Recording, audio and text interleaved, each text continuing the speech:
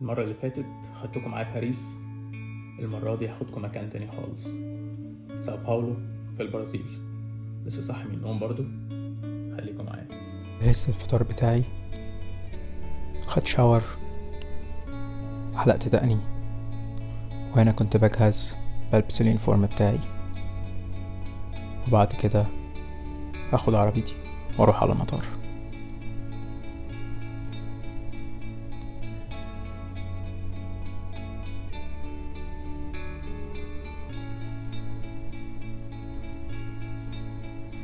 طبعا كالعادة ركنت عربيتي في الباركينج وداخل جوه التيرمينال بالباص اللي هيجي ياخدنا كمان شوية.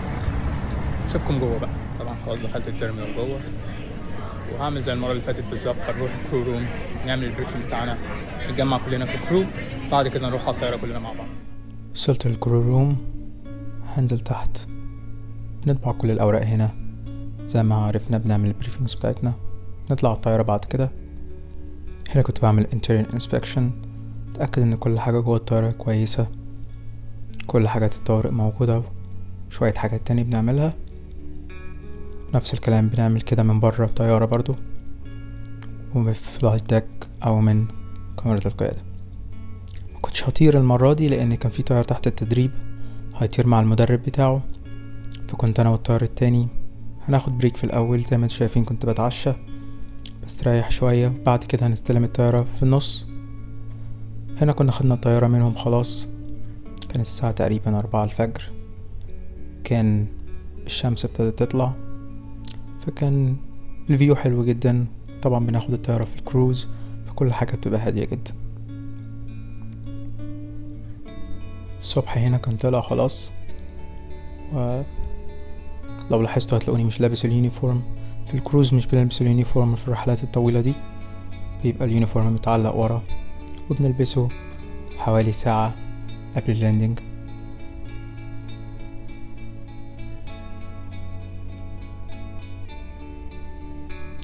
هنا كنا وصلنا خلاص، تأكدنا ان كل حاجة تمام، خرجنا من المطار.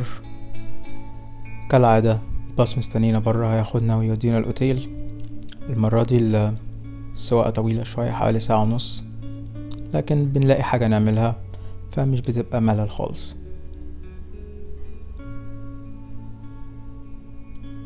وصلنا الأوتيل، وأول حاجة عملتها اتأكدت ان الفطار في الأوضة بتاعتي، عشان كنت عايز أفطر واستريح شوية واجهز بقى، عشان كنا متفقين ان احنا برضو هننزل نخرج مع بعض نتعشى شوية، واللي عايز حاجة بيعملها بعد كده.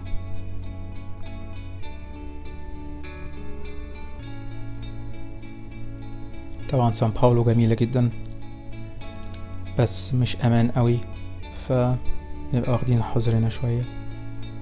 شربت حاجة سخنة، استريحت شوية 3 ساعات، بعد كده صحيت، خدت شاور برضو ولبست، وكنت جاهز للعشاء معاهم. المطعم كان قريب جدا من الأوتيل، حوالي 7 دقايق مشي، فكان قريب. كالعادة برازيل أو الأرجنتين لازم ناكل ستيك، المطعم ده كان حلو جدا، تقريبا فيه كل أنواع اللحوم، فتقريبا جربنا كل حاجة.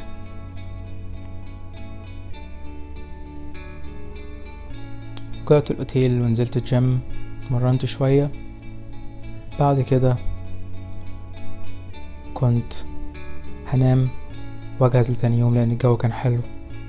كنا هننزل البول ونخرج شوية ونجهز بقى للرحلة، نرجع لنيويورك.